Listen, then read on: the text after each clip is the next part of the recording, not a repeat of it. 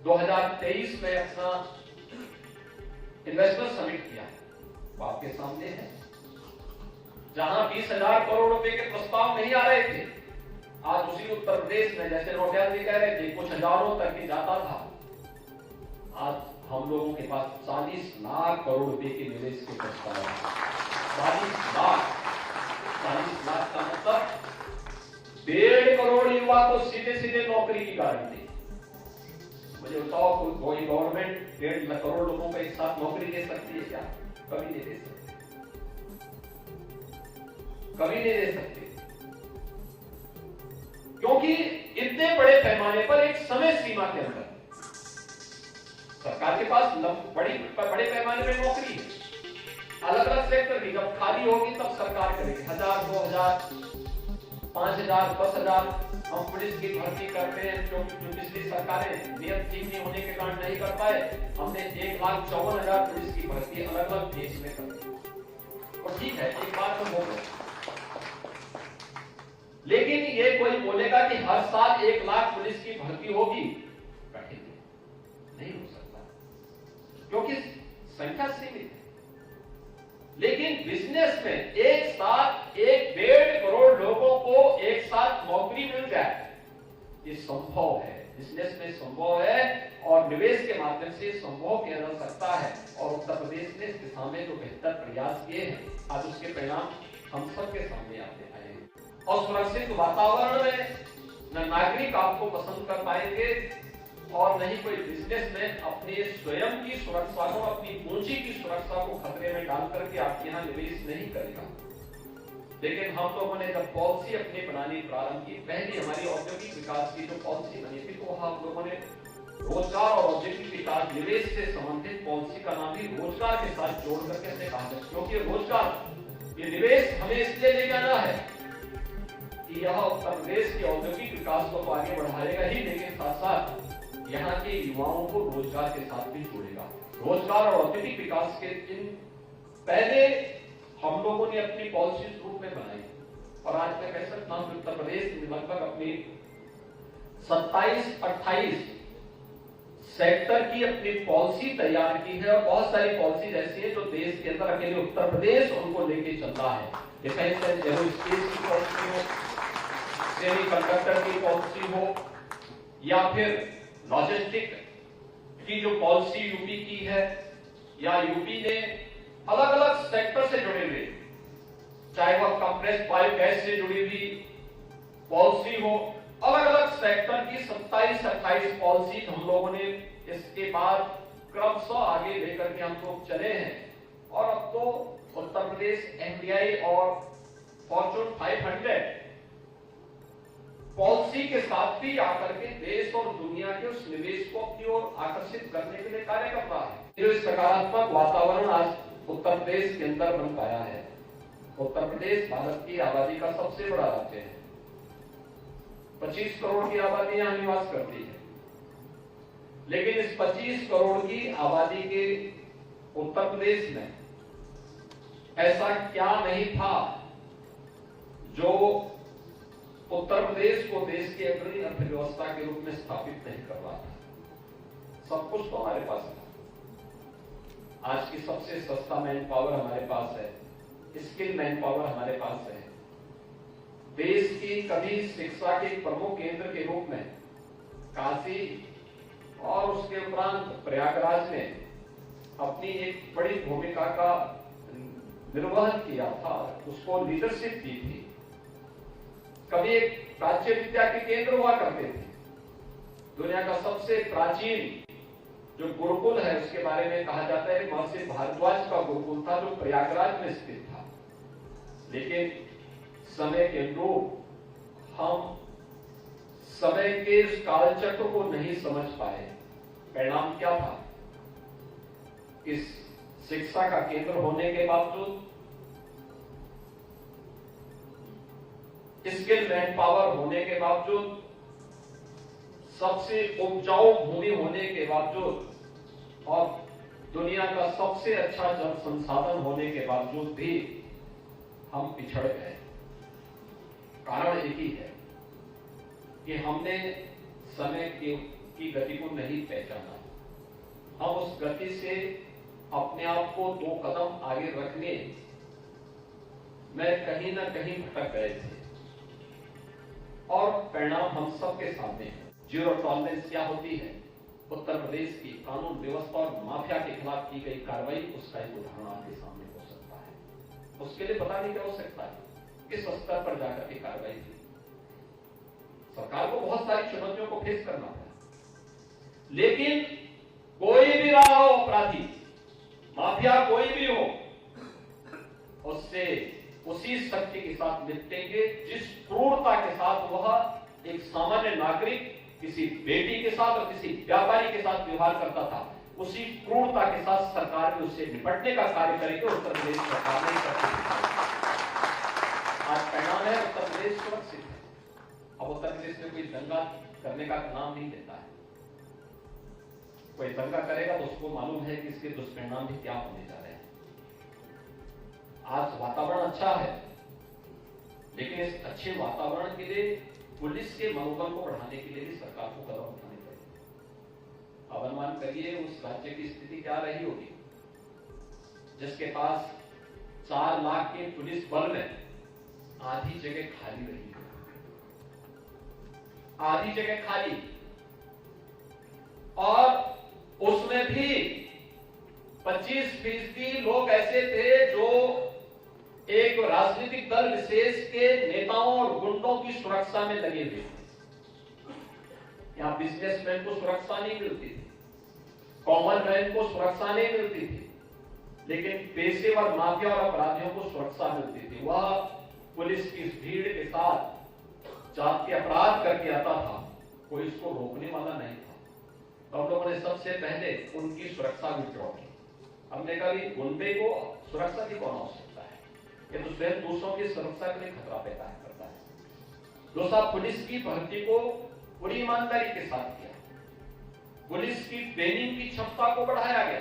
उत्तर प्रदेश में कुल 6000 पुलिस कार्मिकों की ट्रेनिंग एक बार में हो सकती थी। पिछली सरकार ने ट्रेनिंग के दायरे को कम किया, कहा 6 महीने की ट्रेनिंग बहुत है, और जब उनको काम ही नहीं कराना था तो उन्होंने कहा कम कर दो इसको, 6 महीने की ट्रेनिंग कराने का भी नहीं, 9 महीने की ट्रेनिंग होगी तो 9 महीने की ही ट्रेनिंग होगी, हम इसका विस्तार करेंगे। 3 गुना हमने किया। हमने पैरामिलिट्री और मिलिट्री के सेंटर भी दिए और हमने कहा एक साथ ट्रेनिंग होगी, और ट्रेनिंग को लेकर के हमने राज्य के अंदर क्षमता बढ़ाई, पैरामिलिट्री और मिलिट्री के सेंटर लिए, दूसरे राज्यों के सेंटर लिए, पुलिस के रिफॉर्म को आगे बढ़ाया, उसको टेक्नोलॉजी से वेल इक्विप्ड किया। परिणाम क्या है? आज उत्तर प्रदेश पुलिस चलती है तो गुंडे और माफिया थर-थर कांपते हुए दिखाई देते हैं। उनको लगता है कि हाँ, पुलिसिंग कैसे होनी चाहिए। आज माहौल उन लोगों के सामने देखने को मिलता है। जो हमारे मंत्री ने भी यहाँ पे कहा कि पहली की सरकार वन डिस्ट्रिक्ट और माफिया पालती थी, क्योंकि माफिया ही उनके निवेश थे। उन्होंने माफिया का निवेश किया। परिणाम क्या था? उत्तर प्रदेश तबाह था। वे यहां शोषण तो करते थे, वे लोग यूपी के अंदर अव्यवस्था और अराजकता भी फैलाते थे। न बेटी सुरक्षित थी, न व्यापारी का ही सम्मान बचा था। परिणाम क्या था? एक अराजकता की ओर उत्तर प्रदेश जा चुका था। उत्तर प्रदेश उस समय 20 या 22 करोड़ की आबादी का राज्य, और उत्तर प्रदेश का वार्षिक बजट कितना था? 2 लाख करोड़। यानी ऊंट के मुंह में जीरा, अगर यह मुहावरा किसी पर अक्सर सही बैठता है तो वह उत्तर प्रदेश के बजट पर है कि 22 करोड़ की आबादी का बजट, वार्षिक बजट कितना है? 2 लाख करोड़ का। और पिछले 7-7.5 वर्ष के अंदर हम लोगों ने इस बजट को बढ़ा करके आज किया है लगभग 7.5 लाख करोड़ का। आप अनुमान कर सकते हैं प्रदेश की समृद्धि और आर्थिक पुंजन को दर्शाता है कि 2 लाख करोड़ से हम 7.5 वर्ष के अंदर 7.5 लाख करोड़ के हम बजट पर आज उत्तर प्रदेश कार्य कर रहा है। 7.5 लाख करोड़ का बजट यूपी का है। यूपी की इकोनॉमी कितनी थी? कुल जीडीपी हमारी कितनी थी? 12 लाख करोड़ थी।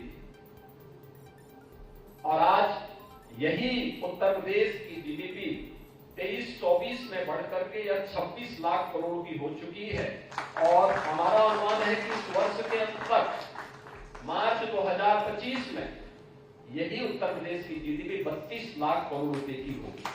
आज मैं जब मुरादाबाद जाता हूं, फिरोजाबाद जाता हूं, भदोही जाता हूं, मेरठ जाता हूं, देख के खुशी होती है कि चलिए हमने जो एक शुरुआत की थी आज एक ब्रांड बनी है। मुरादाबाद जब पहला विजिट मेरा था 2017 के अंदर, निराशा का वातावरण, हताशा का वातावरण, कहीं पॉल्यूशन कंट्रोल बोर्ड, कहीं पर कोई अन्य बोर्ड प्रताड़ित करता था वहां के परंपरागत उद्यम व्यवसाय से जुड़े हुए लोगों को। कोई उनके पास टेक्नोलॉजी नहीं थी, डिजाइन नहीं थी, मार्केटिंग नहीं थी, दुनिया के अंदर काम भेजना है, कोई भी किसी प्रकार का कोई वातावरण नहीं। और जब इस समय में जाता हूं 16,000 करोड़ रुपए के प्रोडक्ट के लिए मुरादाबाद एक्सपोर्ट कर रहा है, अकेला मुरादाबाद। भदोही कारपेट दम तोड़ चुका था, लोग कहते हैं साहब कुछ नहीं है, थोड़ी डिजाइनिंग उपलब्ध कराई। आज 8,000 करोड़ रुपए के कारपेट अकेले भदोही यहां से एक्सपोर्ट कर रहा है। फिरोजाबाद ग्लास उद्योग बंद हो चुका था ताज के कारण और उसके नाम पर तमाम प्रकार की प्रताड़ना होती थी। हमने थोड़ी टेक्नोलॉजी उनको दी, हमने उनको कुछ सुविधाएं उपलब्ध करवाई। परिणाम क्या है? आज ग्लास का जो उद्योग है एक बार फिर से चमक चुका है। 2,500 से 3,000 करोड़ रुपए का एक्सपोर्ट अकेले फिरोजाबाद कर रहा है। दुनिया का एक्सपोर्ट का सबसे अच्छी आइटम आज के दिन पे मेरठ बना रहा है। ऐसे ही हर जिले की कोई ना कोई प्रोडक्ट किसी न किसी रूप में आज देश और दुनिया के सामने देखने को मिल रहा है। और उत्तर प्रदेश की ब्रांडिंग जब उसके साथ जुड़ती है तो प्रधानमंत्री मोदी जी के आत्मनिर्भर भारत की परिकल्पना को भी साकार करता हुआ दिखाई देता है। वोकल फॉर लोकल, ये इसी के लिए है, इसी उत्पाद के लिए है। लेकिन साथ साथ मुझे बापू की ग्राम स्वराज की परिकल्पना भी साकार हो। गांव के उन कारीगरों के लिए, हस्तशिल्पियों के लिए एक माहौल बनाया गया। विश्वकर्मा श्रम सम्मान जो आज पीएम विश्वकर्मा के रूप में देश के अंदर परंपरागत रूप से कार्य करने वाले उन लोगों के बारे में, जिन लोगों ने वास्तव में एक बेहतरीन वातावरण बनाया था देश के अंदर। यूपी के हाईवे, यूपी के एक्सप्रेसवे, यूपी की सड़कें सबसे अच्छी सड़कों में से, देश के अंदर सबसे अच्छी सड़कों में से यूपी ने अब तैयार की। एक्सप्रेसवे हमारे पास देश के अंदर सबसे अधिक एक्सप्रेसवे आज हमारे पास एक समय सीमा के अंदर। कोरोना जैसी महामारी के दौरान भी हमने एक्सप्रेसवे के कार्य को बंद नहीं होने दिया। परिणाम क्या था? हमारे पास पूर्वांचल एक्सप्रेसवे बना, बुंदेलखंड एक्सप्रेसवे बना, गंगा एक्सप्रेसवे पर तेजी के साथ कार्य चल रहा है। हमारा प्रयास है कि इस वर्ष के अंत तक, अन्यथा हम लोग 2025 के प्रारंभिक माहों में ही उस एक्सप्रेसवे के मेन कैरेजवे को हम लोग प्रारंभ करेंगे। यानी एक्सप्रेसवे, गोरखपुर लिंक एक्सप्रेसवे लगभग बनकर के तैयार है। बलिया लिंक एक्सप्रेसवे पे काम चल रहा है। लखनऊ कानपुर के बीच में एक ग्रीनफील्ड एक्सप्रेसवे का निर्माण का कार्य युद्ध स्तर पर आगे चला है। देश का पहला 12 लेन का एक्सप्रेसवे दिल्ली मेरठ के बीच में प्रारंभ हो चुका है। देश की पहली रैपिड रेल दिल्ली मेरठ के बीच में प्रारंभ हो चुकी है। आज हमारे 6 सिटी मेट्रो से जुड़ी हुई है, मेट्रो की पब्लिक ट्रांसपोर्ट की बेहतरीन सुविधा के साथ जुड़ी हुई है। देश का सबसे बड़ा हाईवे का, रेलवे का, एक्सप्रेसवे का नेटवर्क आज यूपी के अंदर है और देश का पहला वाटरवे भी वाराणसी हल्दिया के बीच में संचालित हो चुका है। लॉजिस्टिक के लिए भी जो कार्य यहां यूपी में हुए हैं, चाहे वह लॉजिस्टिक का मल्टी मॉडल टर्मिनल के निर्माण की वाराणसी की कार्रवाई हो, लॉजिस्टिक हब और ट्रांसपोर्ट हब बनाने के लिए गौतम बुद्ध नगर के अंदर चल रही कार्रवाई हो, डेडिकेटेड फ्रेट कॉरिडोर को आगे बढ़ाने का कार्य हो, ये सभी तेजी के साथ आगे बढ़े हैं।